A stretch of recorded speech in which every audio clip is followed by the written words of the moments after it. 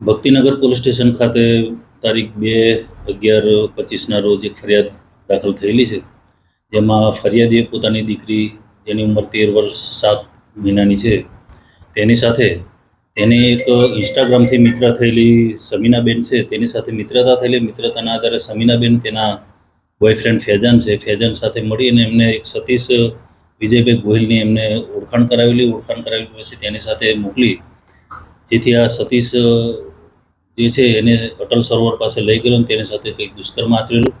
દુષ્કર્મ આચર્યા બાદ આ જે સમીરા છે એ એના પોતાના ઘરે મોરબી લઈ ગયેલી. મોરબી ખાતે જ્યાં આગળ લઈ ગયેલી ત્યાં આગળ એનો ભાઈ આફતાબ રફીકભાઈ કરીને હતો, એને પણ એની સાથે હડપલા કરી અને જાતીય સતામણી કરેલી છે. એ બાબતનો ગુનો દાખલ કરવામાં આવેલો હતો.